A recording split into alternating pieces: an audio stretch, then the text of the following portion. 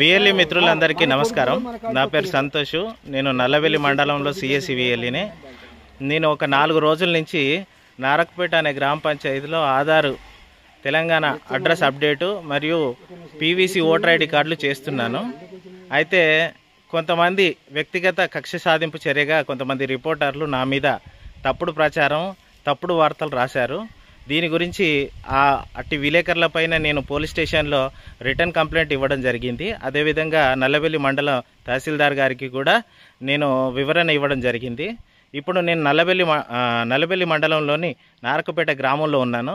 ఇక్కడ నా దగ్గర ఓటర్ ఐడి కార్డులు, ఆధార్ కార్డులు చేసుకున్న వాళ్ళు ఉన్నారు. వాళ్ళు నా సేవల పట్ల తృప్తిగా ఉన్నారా లేదంటే నాకు విరోధంగా ఉన్నారా, వారి మాటల్లోనే తెలుసుకుందాం. ఇక్కడ ఉన్నారు అమ్మ ఒకరు. అమ్మ, నీ పేరేం పేరు చెప్పు. నా పేరు అమృతమ్మ. చెప్పు, నేను ఏమేం చేసినా నీకు? నాకు ఏమేం చేసినావు అని అంటే నాకు ఆధార్ కార్డుని ఓటర్ ఐడి కార్డు చేసినావు. Voter ID card, Aadhaar card చేసినావు.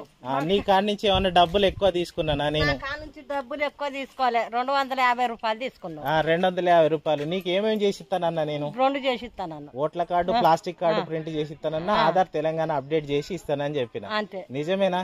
నిజమే. ఇప్పుడు నేను నీ దగ్గరికి వచ్చి పని చేయడం వల్ల నీకు మంచిగా ఉన్నదా లేదా? మంచిగానే ఉన్నది. ఎందుకు మంచిగున్నది? ఎందుకు మంచిగున్నది అంటే మాకు చేత కాక మేము ఆడికి రాలేక ఈడ చేసుకున్నాం. ఈడ చేసుకుంటే నీకు సులభంగానే ఉన్నది. నీకు ఎక్కువ డబ్బులు తీసుకున్నానని నీకు అనిపిస్తుందా? ఎక్కువ డబ్బులు నా దగ్గర అసలే తీసుకోలే, ఎవరి దగ్గర అయినా తీసుకోలే.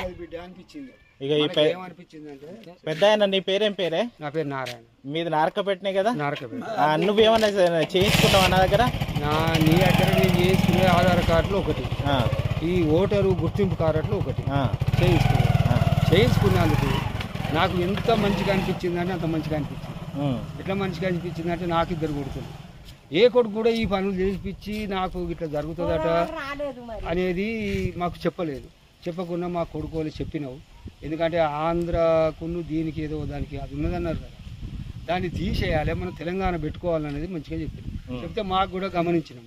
మేము గమనించి మేము మెదడుకి తీసుకొని రేపు ఎక్కడికైనా పోతే చెల్లదో అనుకొని ఆలోచన చేసుకొని వచ్చినాము, చేసుకున్నాం. నేను ఎవరినైనా బలవంత పెట్టినా మీరు ఆధార్ అప్డేట్ చేసుకోకపోతే దేనికి పని చేయదు, ప్రభుత్వ పథకాలు రావని కుషామత్తోని మేము వచ్చినాము. ఇదే మంచిగున్నది బిడ్డ, మా కొడుకోలే మా ఇంటికి వచ్చి మా ఊరికి వచ్చి చేయించుకుంటాను అని చేపించుకున్నాం. సరేనే పెద్ద, నీదేమన్నా చేసిందానే? నేను ఓటర్ ఐడి కార్డు చేసిన 100 రూపాయలు ఇచ్చిన చేసుకొస్తాను. ఓకే. నీకేమన్నా నిన్నేమన్నా ఇబ్బంది పెట్టిందా?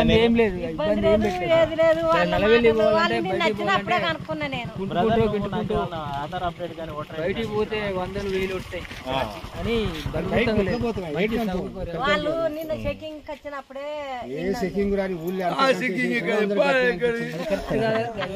ఇది ఫ్రెండ్స్ జరిగింది విషయం. ఏంటంటే వాళ్ళకు రిపోర్టర్లకు నేను డబ్బులు ఇవ్వలేదు, లంచం ఇవ్వలేదు.